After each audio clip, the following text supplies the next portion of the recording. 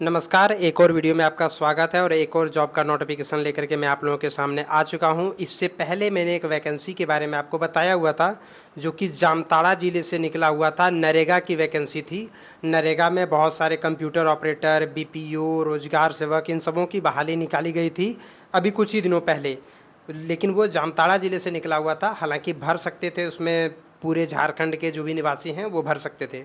अब जो है वो देवघर ज़िले में इसी प्रकार से वैकेंसी आई है मनरेगा के अंतर्गत में, यानी जिसको महात्मा गांधी राष्ट्रीय ग्रामीण रोजगार गारंटी अधिनियम, या इसके पूर्व में इसका नाम नरेगा हुआ करता था, राष्ट्रीय ग्रामीण रोजगार गारंटी अधिनियम। तो इसमें जो है वो वैकेंसी निकाली गई है, आप देख सकते हैं, यही है वो वैकेंसी की सूचना।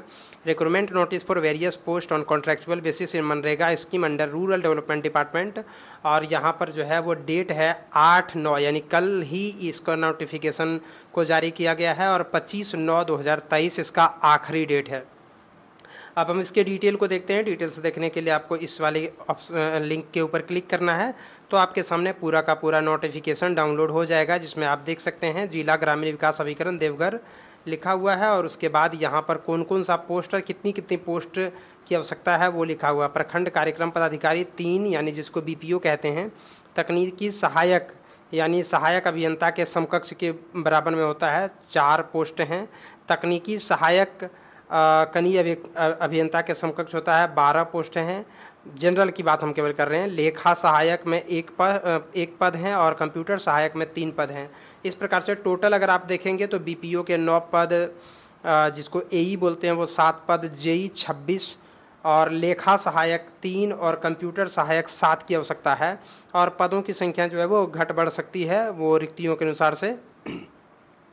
आरक्षण का दावा करने वाले अभ्यर्थी अस्थायी निवास प्रमाण पत्र जो है वो उनको देना होगा, यानी झारखंड का निवासी प्रमाण पत्र उनको देना होगा। और साथ में जिस कैटेगरी से आप बिलोंग करते हैं उसका भी प्रमाण पत्र, यानी जाति आवासी, ये दोनों आपको देना होगा।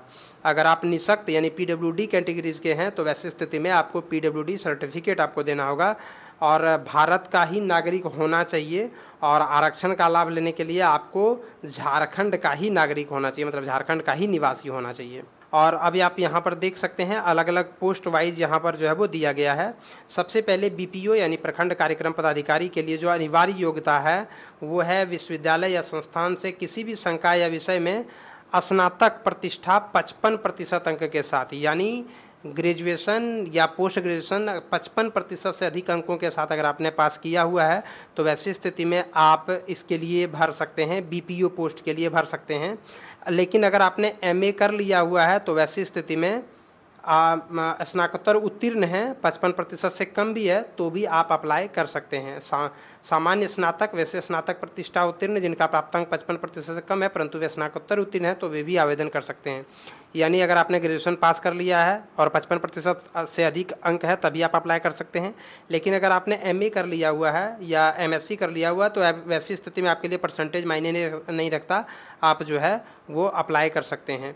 इसके अलावा अतिरिक्त योग्यता में अगर आपके पास एमबीए है, पीजीडीबी है, पीजीडीबीएम, पीजीडीआरडी, बीसीए, ये सब अगर आपके पास है तो फिर ये बहुत अच्छी बात है। तब तो फिर आपके पास सोने में सुगंध वाली बात आ गई। ठीक इसी प्रकार से यहाँ पर सहायक अभियंता के लिए बीई बीटेक होना चाहिए। इसके अलावा कुछ अतिरिक्त योग्यता भी मांगा गया है, एमटेक, पीजीडीसीए यानी कंप्यूटर का कुछ। ठीक इसी प्रकार से कनीय अभियंता यानी जेई के लिए जो है वो डिप्लोमा अनिवार्य है, यानी बीई बीटेक अगर आपने कर रखा हुआ है सिविल में तो वैसी स्थिति में बहुत अच्छी बात है। और कुछ अतिरिक्त योग्यता भी मांगी गई है। लेखा सहायक पद के लिए भी जो है वो कुछ उसी प्रकार से मांगा गया है कि आप जो है वो 55% से अधिक नंबरों से पास होना चाहिए ग्रेजुएशन में। और कुछ अतिरिक्त योग्यता भी मांगी गई है। कंप्यूटर सहायक पद के लिए आपके पास बीएससी कंप्यूटर ऑनर्स या बीएससी कंप्यूटर सामान्य, बीसीए, इन सबों का सर्टिफिकेट अगर आपके पास है तो आप अप्लाई कर सकते हैं। और ये सारे के सारे मान्यता प्राप्त होना चाहिए। उम्र की जो है वो कम से कम आपका 18 साल होना चाहिए और अधिक से अधिक जो है वो यहाँ पर दिया गया है अलग अलग कैटेगरी वाइज कितना उम्र होना चाहिए, जिसे आप यहाँ पर देख सकते हैं। अनारक्षित वर्ग के लिए 35 वर्ष, ईडब्ल्यूएस के लिए 35 वर्ष, और अगर दिव्यांगजन हैं जनरल में तो 45 वर्ष। ठीक इसी प्रकार से अलग अलग यहाँ पर दिया गया है, आप देख सकते हैं। मंथली सैलरी आपको कितनी दी जाएगी वो यहाँ पर देख सकते हैं, क्योंकि ये कॉन्ट्रैक्ट बेसिस पर है, मतलब आप एक प्रकार से अनुबंध के आधार पर रहेंगे। तो इस प्रकार से अगर आप इसमें अप्लाई करने को इच्छुक हैं तो वैसी स्थिति में आप अप्लाई कर सकते हैं।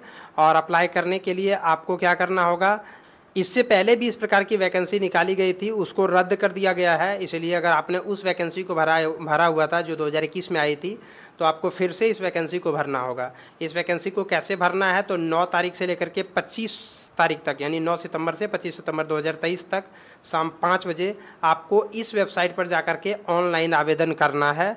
आपको फ़ोटो, मान्यता प्राप्त जो योग्यता प्रमाण पत्र है वो, अतिरिक्त योग्यता प्रमाण पत्र जो है वो, अगर आप जाति आवासीय अगर सब देते हैं, कोई आरक्षण का लाभ लेना चाहते हैं तो उसका प्रमाण पत्र, अगर आप झारखंड के रहने वाले तो वैसे तो निवासी प्रमाण पत्र और शपथ प्रमाण पत्र, ये सारा आप दे करके और ऑनलाइन आवेदन कर सकते हैं इस लिंक पर apply.rddjharkhand.gov.in के ऊपर।